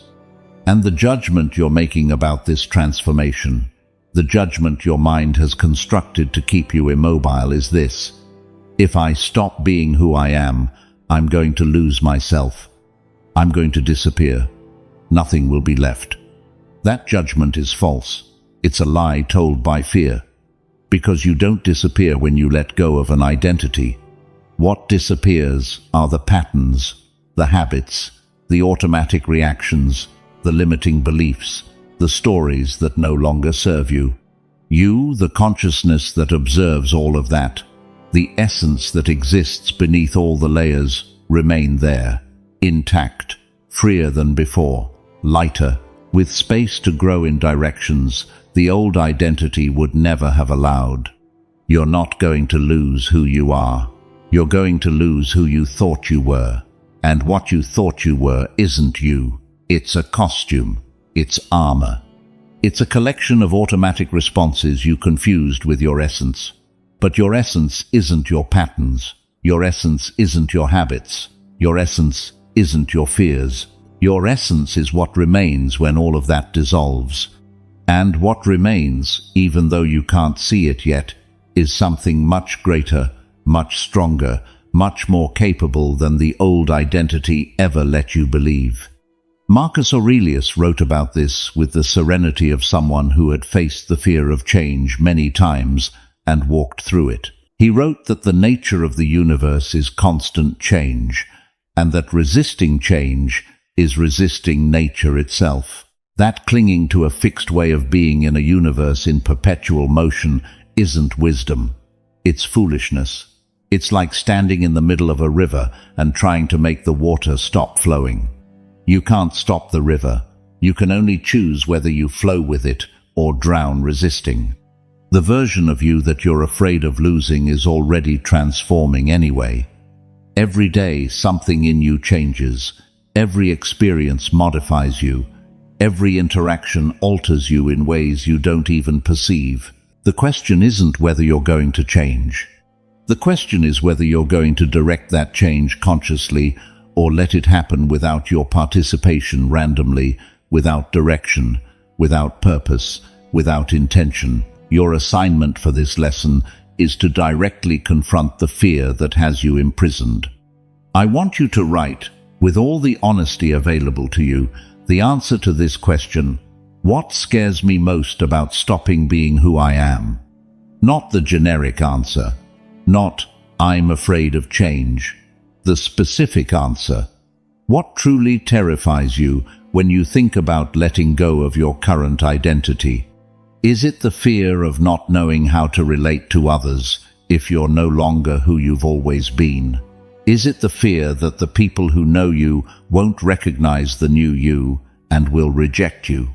Is it the fear of discovering that beneath all the patterns, there's nothing that without your old identity, you're empty? Is it the fear of failing as the new person and having to admit that not even transformation could save you? Write it down. Put exact words to it. Give concrete form to that shadow that has been governing you without your permission. Because the fear you don't name controls you. It operates from darkness, from anonymity, from that deep place where you can't see it and where it holds all the power. But the fear, you name the fear, you look straight in the eye and tell, I know you're there and I know exactly what you are. The fear you put in concrete words on real paper in your own handwriting loses an enormous portion of its power. It doesn't disappear. It doesn't magically vanish because you wrote it down. But it stops being that invisible force governing you from the shadows and becomes something you can see, that you can understand, that you can analyze with the same stoic coldness we've been practicing, and that you can eventually walk through. Not around it, not avoiding it, through it, walking directly toward it and through it until you come out the other side. 8th Stoic lesson. Every real transformation begins with a funeral. The funeral of your old beliefs, your old habits, your old story. There's something every culture, every civilization, every spiritual tradition throughout human history has understood that for something new to be born, something old has to end. And that ending isn't a minor detail. It isn't a bureaucratic formality resolved with a form. It's an event, a ritual, a moment charged with meaning where it's publicly recognized that something that existed has ceased to exist. That's a funeral, and every real transformation begins with one. I'm not talking about a literal funeral. I'm not talking about wakes or cemeteries or headstones.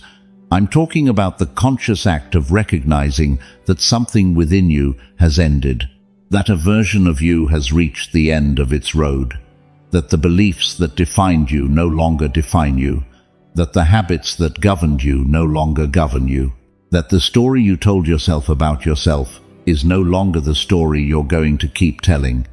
And that act of recognition needs the solemnity and emotional weight of a funeral. Because if you treat it as something casual, like a wardrobe change, like a software update, it won't have the impact it needs to have.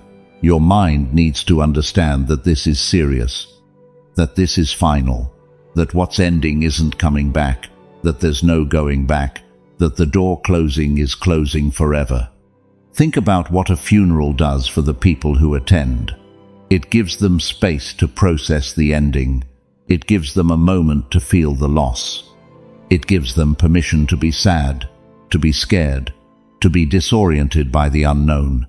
But it also gives them something crucial: closure, the confirmation that something ended, the unmistakable signal that from this moment forward, life continues in a different way, without the person who left, with the space that person left behind, and with the need to fill that space in some new way. That's exactly what you need: real closure for the version of you that's ending.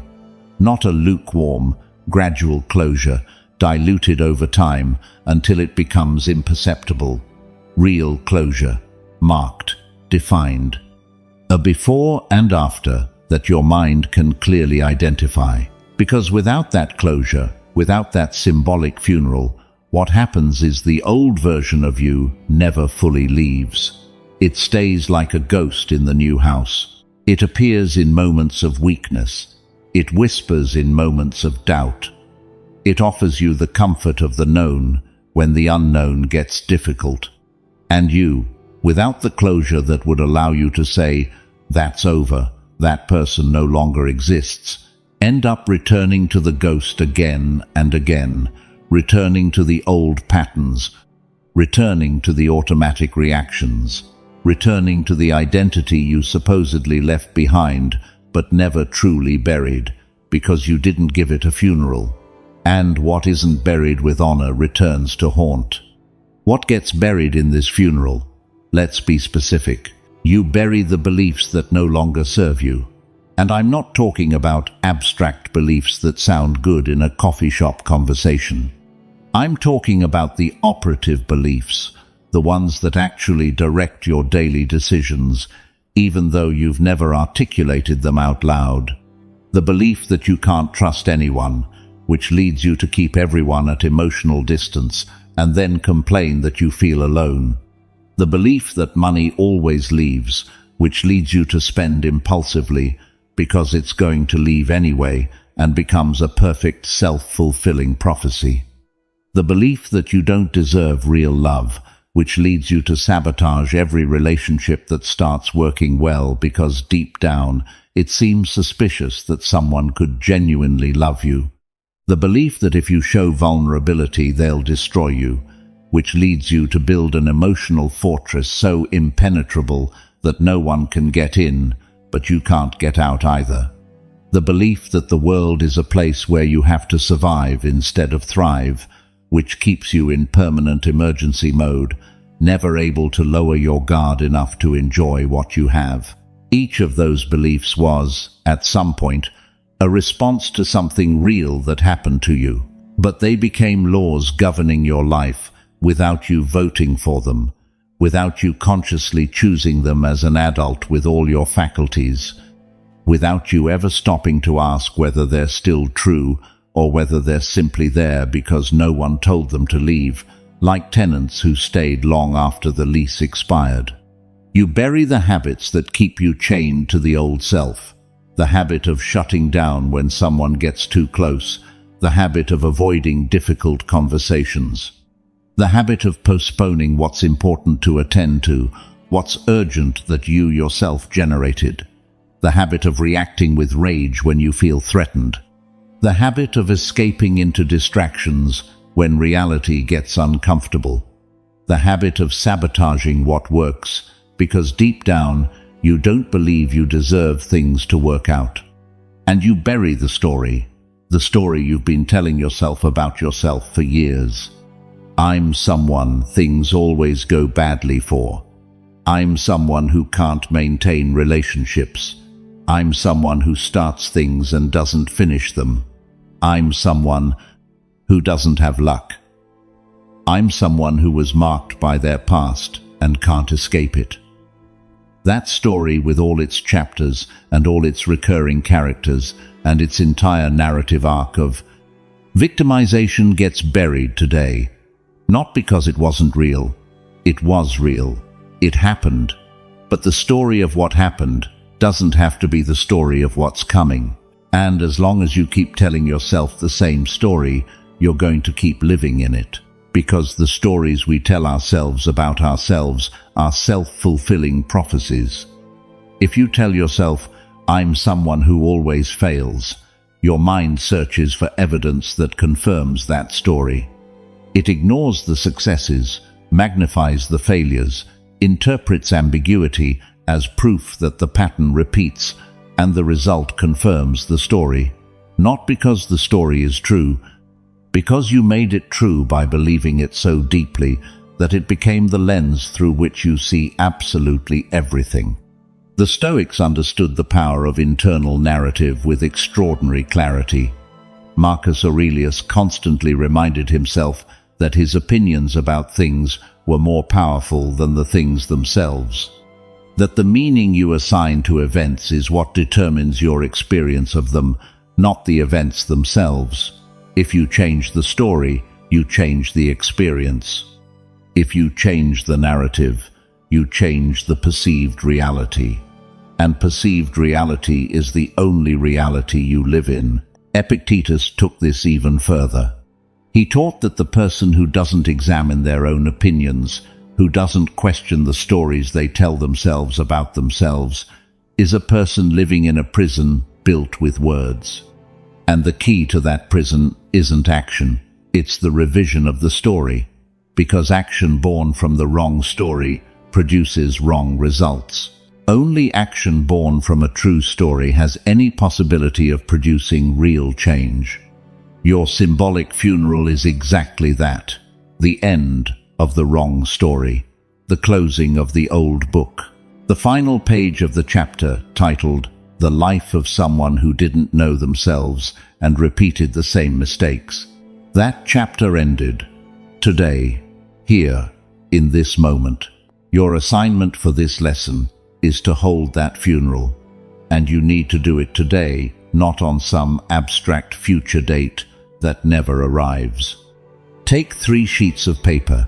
On the first, write the beliefs you're burying, the ones that will no longer govern your life. Name them. Be specific. I bury the belief that I don't deserve to be loved. I bury the belief that money isn't for people like me. I bury the belief that showing vulnerability is dangerous. On the second, write the habits you're burying, the automatic patterns that will no longer define you. I bury the habit of shutting down emotionally. I bury the habit of avoiding difficult conversations. I bury the habit of sabotaging what works. On the third, write the story you're burying, the complete narrative you've been telling yourself until today about who you are. Summarize it in a paragraph, put everything there, and then write a final line. This story was real, but it ends today. Read all 3 sheets out loud. Feel them. Allow the weight of what you're letting go to become present, and then destroy them. Burn them if you can do so safely. Tear them into pieces so small they can't be reconstructed, because that act of destruction is your funeral. It's the moment where you tell your mind, with a gesture it cannot ignore, that the old has ended, that there's no going back, that from now on, the person writing the story is you, and the story you're going to write has nothing to do with the one you just buried. Ninth Stoic lesson. Epictetus was a slave before he was a philosopher. He had to stop seeing himself as a victim to become a teacher of emperors. We return to Epictetus, but this time not to talk about what he taught, to talk about what he lived. Because the transformation this man experienced is possibly the most powerful example of the death of the old self that human history has recorded. You already know the basic facts. We covered them in episode 3. Epictetus was born a slave. He was property of Epictetus, a violent man who served Emperor Nero. They broke his leg. He grew up without freedom, without dignity, without the possibility of choosing anything about his own life. Every aspect of his existence was determined by others: where he slept, what he ate, what he did every hour of the day, when he spoke and when he stayed silent. He was, in every sense that matters, an object with a pulse. But today I don't want to talk about his suffering. I want to talk about his transformation. Because what Epictetus did between being a broken slave and becoming one of the most influential philosophers in history is exactly what you need to do now. And what he did wasn't simply changing his circumstances. What he did was change his identity, letting go of a version of himself that could no longer take him where he needed to go, and building a new one from the foundation. When Epictetus was a slave, he had an identity. It was the identity of the victim, and not an imaginary victim, a real victim, a man who had genuinely had everything taken from him.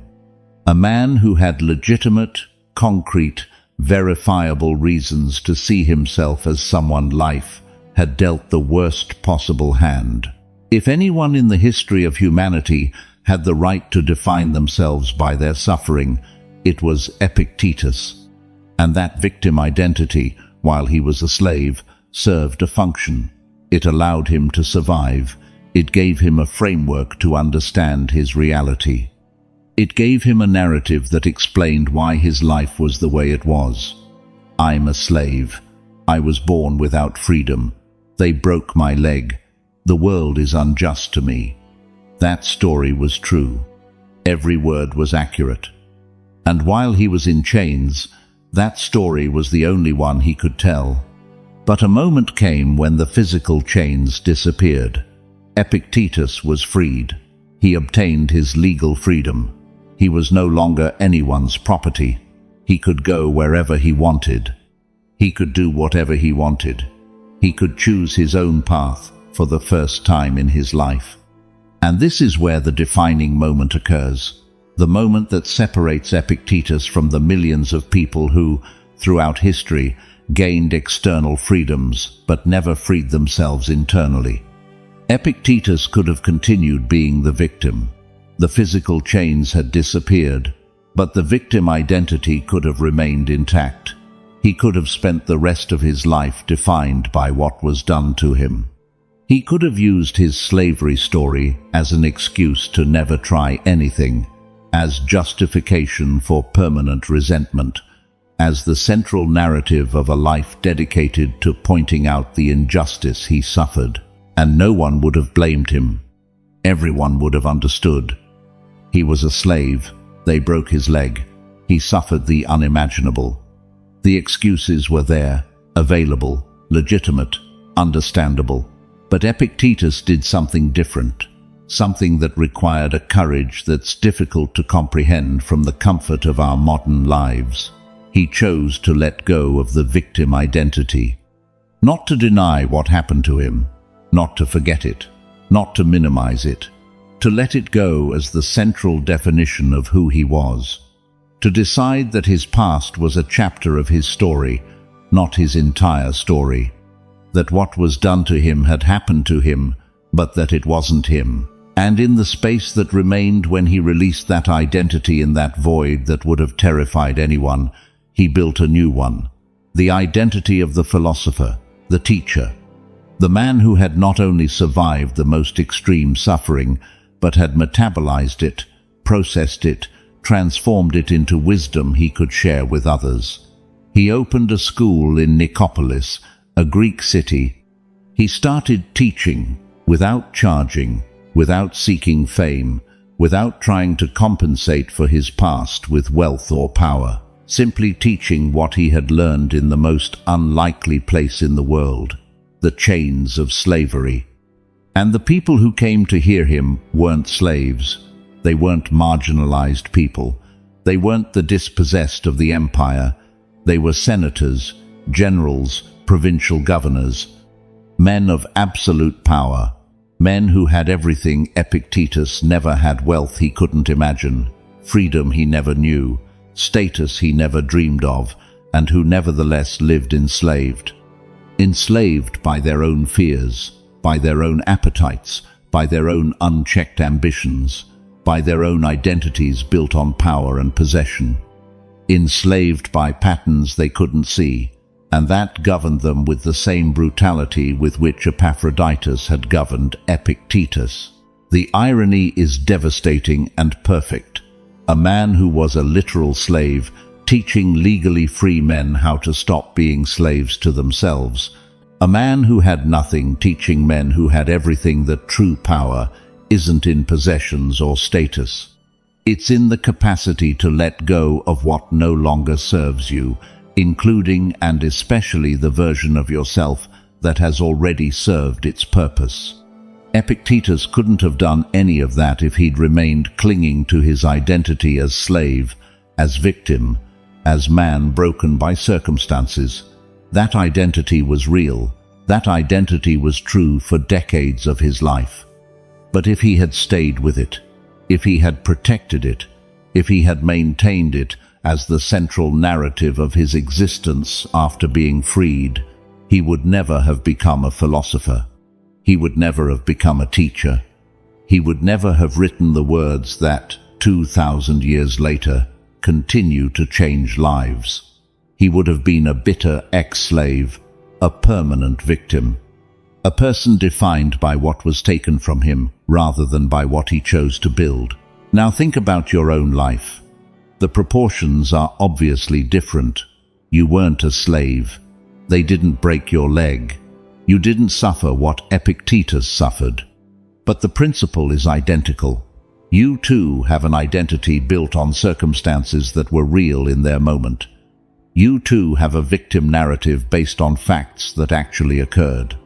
You too have legitimate reasons to define yourself by what happened to you, by what was done to you, by what you lost, by what didn't work. And you too have the option to let go of that identity, not to deny it, not to forget it, not to pretend it wasn't real, to let it go as the central definition of who you are, to recognize it as a chapter that has already ended, and to start writing a new one. If Epictetus could do it from slavery, with a broken leg, and without a single resource in his favor, you can do it from where you are, with everything you have, with all the advantages he never had, with the freedom he had to earn, and that you have by birthright. The question isn't whether you can, the question is whether you're willing. The difference between Epictetus and most people wasn't intelligence, wasn't innate talent, wasn't luck or privilege or favorable circumstances, because Epictetus had none of those. It was willingness. The willingness to let go of an identity that no longer served him, even though it was the only one he knew, even though it was the one he'd carried his entire conscious life, even though saying goodbye to it meant facing a terrifying void where the question, "Who am I?" had no answer. The willingness to face that void of not knowing who he was in order to discover who he could become. The willingness to let the caterpillar die with all the pain and all the uncertainty that implies so the butterfly could be born. Epictetus chose dissolution. He chose the chrysalis. He chose the formless state. And from that choice was born something the slave and victim identity could never have produced. Your assignment for this lesson is direct and personal. I want you to identify your victim identity, the specific narrative you use to explain why your life is the way it is. The story you tell, sometimes out loud, sometimes only in your mind, about what was done to you, what was taken from you, what you weren't given, what didn't work.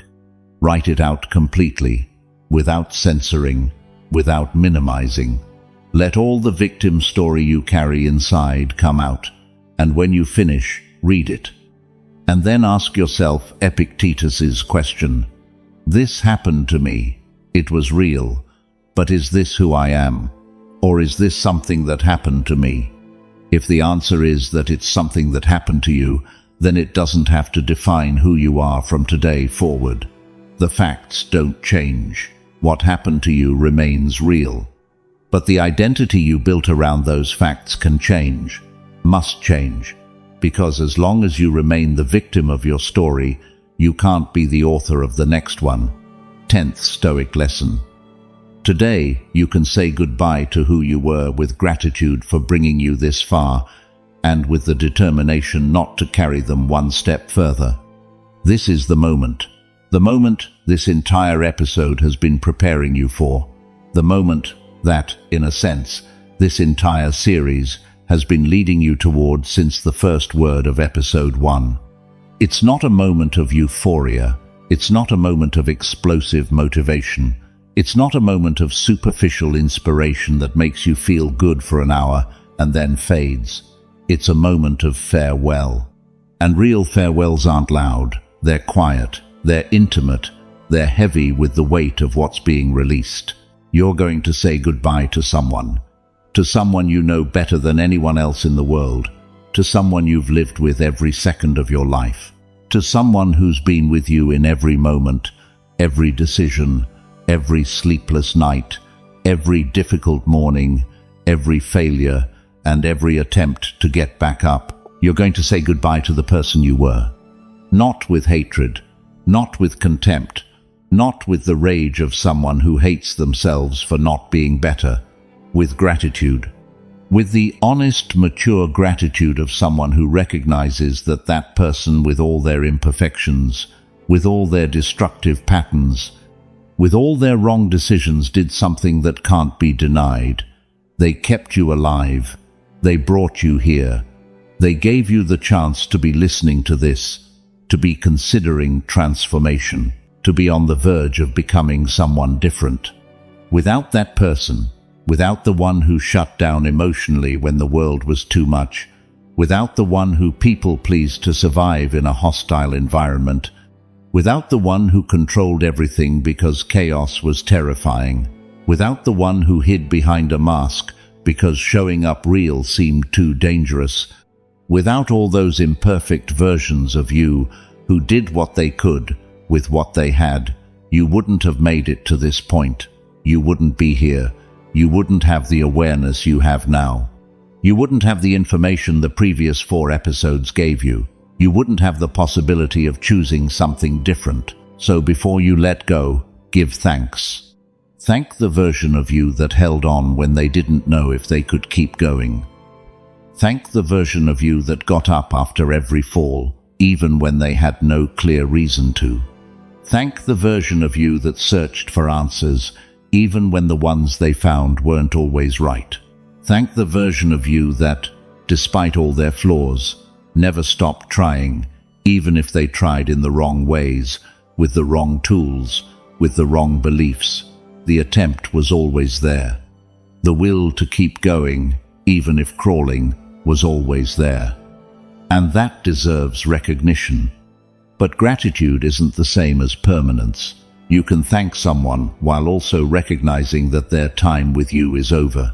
You can honor what was without needing it to continue. You can say, "Thank you for everything," while also saying, "But this is where it ends." And that's what you need to say today. This is where it ends. This is where it ends with the identity that limited you. This is where it ends with the patterns that destroyed you. This is where it ends with the beliefs that chained you. This is where it ends with the story that defined you as a victim. This is where it ends with the version of you that can't take you where you need to go. This is where it ends.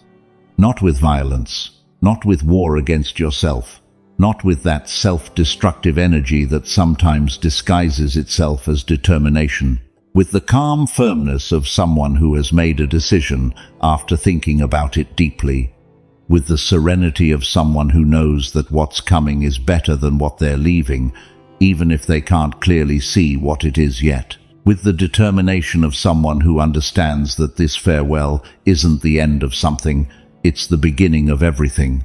The Stoics didn't see personal transformation as a dramatic event or as an explosion of willpower that happens in an instant of illumination. They saw it as the natural conclusion of a sustained process of self-knowledge. Marcus Aurelius didn't wake up every morning trying to be a radically different person from the day before. He woke up trying to be a slightly more aware version, a slightly more virtuous version, a version slightly more aligned with his principles than he was yesterday. 1 degree of improvement. 1 millimeter of progress, 1 slightly wiser response to a stimulus he would have handled worse yesterday. And the accumulation of those microscopic changes day after day, week after week, year after year, produced a transformation that was profound, precisely because it was gradual, precisely because it didn't depend on the emotion of a moment, but on the discipline of a practice. It wasn't an explosion that illuminates and then goes dark. It was a tide, slow, constant, unstoppable. That makes no noise but moves entire mountains if you give it enough time. And that's what awaits you from today forward. Not an instant transformation where tomorrow you wake up as a completely different person, as if by magic. A transformation that begins today with a decision, with a farewell, with a commitment, and that builds every day with every conscious choice you make from this moment on. Every time you choose to respond instead of react, every time you choose truth over comfort, every time you choose to face what scares you instead of hiding in what's familiar.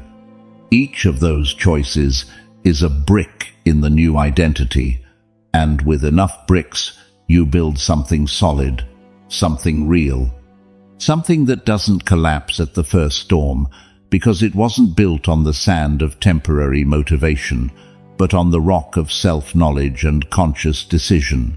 Seneca wrote that the happiest life is the one lived with awareness of what you're doing and why. Not the life without problems, not the life without pain, the life with awareness. And the awareness you've developed in these 5 episodes, the awareness of your lies, your weight, your patterns, your limiting identity, that awareness is the foundation upon which you're going to build everything that comes next. But awareness without action is sterile contemplation, and action without the death of the old self is repetition disguised as change. You needed both. You needed the awareness, and you needed the farewell. And today, you've arrived at the point where you have both. Your final assignment for this episode is the most important act of farewell you'll ever perform in your life. And it's simple, devastatingly simple. I want you to sit somewhere quiet, alone, without your phone, without distractions, without anyone around. And I want you to close your eyes and visualize the person you were, not as an abstract concept, as a real person. Give them a face. It's your face, but from before. Give them clothes. They're your clothes, but from that time, give them a place. It's the place where you lived, when that version of you was at its peak. Look at that person. Look at them with everything you now know about them, with all their visible patterns, with all their fears you can now name, with all their excuses you can now recognize, with all their defense mechanisms. You now understand where they came from and why they created them. with all their pain that you now know was real, but doesn't have to keep defining them. Look at them with compassion, not with contempt, not with shame, with the deep compassion of someone who understands that that person did the best they could with the tools they had, with the information they had, with the emotional maturity they had at that moment, that it wasn't enough, but it was all that was available. And then tell them out loud or in your mind these words: thank you. Thank you for holding on. Thank you for bringing me here.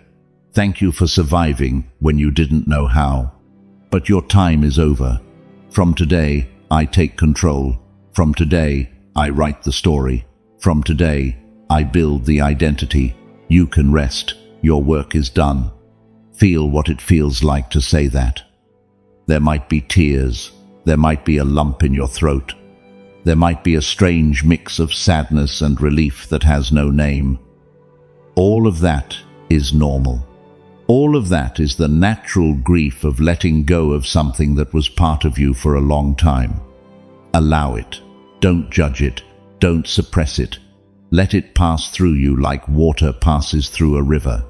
And when that moment passes, open your eyes, because what you'll see when you open your eyes is the first day of a different life.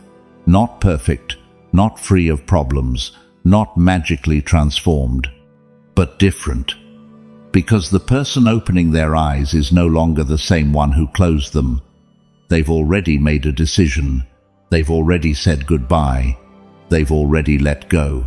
And now they have empty hands, a clear mind, and a heart ready for what comes next. We've reached the end of episode 5, and what you just did is unlike anything we've done in the previous episodes. Because what you just did wasn't learning a lesson. It wasn't receiving information. It wasn't an intellectual exercise. What you just did was say goodbye. Goodbye to the person you were for decades. Goodbye to patterns that defined you. Goodbye to beliefs that governed you. Goodbye to a story that limited you. And that farewell, if you did it with the honesty we've been practicing, left something in its place. Space.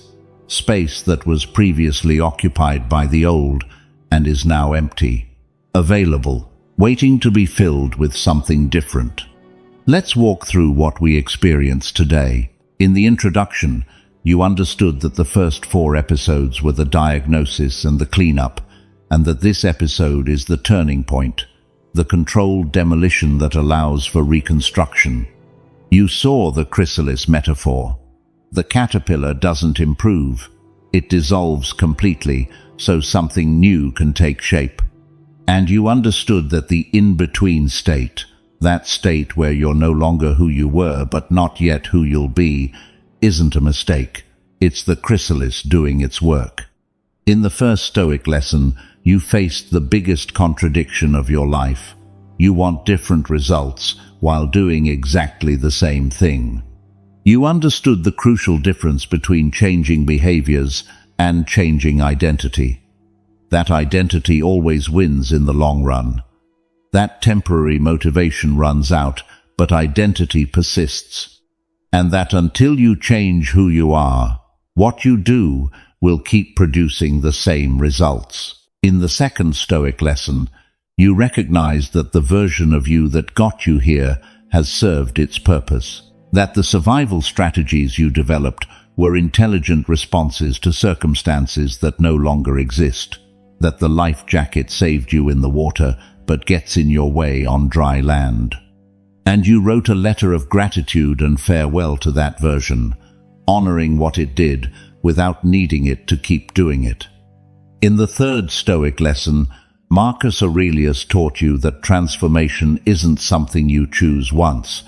It's the very nature of existence, that everything constantly changes, that resisting change is resisting life, and that the only real question isn't whether you're going to change, because you're going to change whether you want to or not, but whether you're going to direct that change with awareness or let it happen without your participation. In the fourth Stoic lesson, you discovered why you cling to what you know even though it destroys you. The familiarity of known suffering versus the terror of the unknown. You understood that you prefer a prison you know to a freedom you can't predict. And you saw that the question you need to ask yourself isn't whether the new will be better, but whether the old deserves one more day of your life. In the fifth Stoic lesson, you understood that you can't build something new on rotten foundations, that patches and cosmetic renovations don't work when the structure is compromised, that you need to demolish to rebuild, and that demolition, though terrifying, is the most constructive act you can do when what needs to fall should have fallen years ago. In the sixth Stoic lesson, Seneca showed you that your time, that resource, scarcer than money and more irrecoverable than anything else you possess, is being wasted, keeping alive a version of you that should have disappeared long ago. That most of your daily energy goes toward repairing the damage your old patterns generate, not toward building something new. That every day you give to the old version is a day you steal from the person you could be. In the seventh Stoic lesson, you faced the real obstacle, fear. Not the fear of failure, but the fear of stopping being who you are, the fear of the identity void, the fear of the chrysalis. You understood that this fear is an invisible prison with an open door that you don't leave because you don't know the way outside. And you named your specific fear because the fear you name loses power. In the eighth Stoic lesson, you held a funeral, the symbolic funeral of your old beliefs, your old habits, and your old story. You understood that without that funeral, the old returns like a ghost to haunt you, and you destroyed the pages where you wrote what you buried, giving your mind a clear, irreversible signal that something ended. In the ninth Stoic lesson, Epictetus showed you what's possible. A man who was born a slave, who had his leg broken, who had everything taken from him, and who chose to let go of the victim identity to build the identity of a teacher, not denying what happened to him, stopping using it as the definition of who he was. And from that act of letting go, he built something that 2,000 years later continues to transform lives. And in the 10th Stoic lesson, you said goodbye, with gratitude, with respect, with the calm firmness of someone who knows that what's coming is greater than what they're leaving. You thanked the old version of you for bringing you here, and you told them with determination that from today, you're the one who writes the story. If this episode transformed you, if you felt the weight of the farewell, if something inside you shifted during these lessons, leave in the comments the phrase we established at the beginning. Today, I say goodbye to who I was, to make room for who I need to be. Share this episode with someone who needs to hear it. Someone who's still the same person, expecting different results. Someone clinging to an identity that's destroying them because it's the only one they know. Someone who needs a symbolic funeral to be able to start over and do the assignments. All of them. The farewell letter. The funeral of beliefs, habits, and story. The visualization. Not as optional exercises, as the rites of passage they are. Because the difference between people who transform and people who talk about transforming is just one thing. The ones who transform do the work. Now listen to me carefully, because what's coming is the moment you've been waiting for without knowing it. For 5 episodes we've been cleaning, diagnosing, letting go, looking, and releasing. 5 episodes of internal work, of demolition, of preparing the ground, of digging down to the foundations so we could start fresh. But there comes a moment when preparation has to end and construction has to begin. There comes a moment when you can no longer keep cleaning, diagnosing, reflecting, examining yourself without starting to act. Because reflection without action is intellectual paralysis. It's philosophical masturbation. It's the illusion of progress without real progress. And you've reflected enough. You've excavated enough. You've looked inside yourself enough. It's time to do something with all of that. Episode 6 is called Stop Planning Your Life and Start Living It. And it's exactly what it sounds like. It's the moment where we stop talking about who you need to be and start building it with our hands, brick by brick, action by action, decision by decision, without more preparation, without more analysis, without more, I need to understand better before I act. It's the moment where theory becomes practice once and for all, where the knowledge accumulated over 5 episodes becomes real movement in the real world, where intention becomes tangible reality you can see, you can measure, you can feel in your body and in the concrete results of your days, because you can understand perfectly with crystal clarity everything we've worked on in these 5 episodes and change absolutely nothing if you don't act. Knowledge without action is just stored information taking up mental space without producing any results. It's like having the perfect blueprints for a house and never laying the first brick. The blueprints don't give you a roof. The blueprints don't protect you from the rain. Only construction does that. And you already have the blueprints. What you need now isn't a better blueprint. It's a hammer and the will to use it. The old you is already gone. You said goodbye, you thanked them, you let them go, and now you're standing in front of an empty lot with free hands and a clear mind. The question is no longer who you were. The question is no longer what you were carrying. The question is no longer what was holding you back. All those questions have been answered. The only question that remains is, what are you going to build? Episode 6 is going to answer it. And not with more reflection, with action. This is Stoicism for winners. This is from lost to unstoppable. Today, you let go of the one who was lost. Tomorrow, we start building the one who's going to be unstoppable. See you in episode 6, with empty hands, with a clear mind, and with the urgency of someone who knows they no longer have time to waste being who they've already stopped being. Your voice matters here more than you think. Every insight you share strengthens and elevates this community, because this isn't just another space. It's a circle of people who choose to live with intention, with discipline, and with character. Each of you leaves a mark, and the reflection that receives the most support will be pinned as a banner of who we are. Not as decoration, but as a reminder of the kind of warrior who chooses to think, feel, and act with stoic clarity. Because this is a community that doesn't run from pain, it walks through it with courage. A community that doesn't look for cheap comfort, it seeks wisdom. A community that doesn't break under adversity, it turns it into strength. And if you've made it this far, it's because something inside you is already shifting. Something is waking up. Something is asking for more. So, before you leave, check the description. There you'll find the paths we created to help you keep strengthening your mind. They're not there by accident.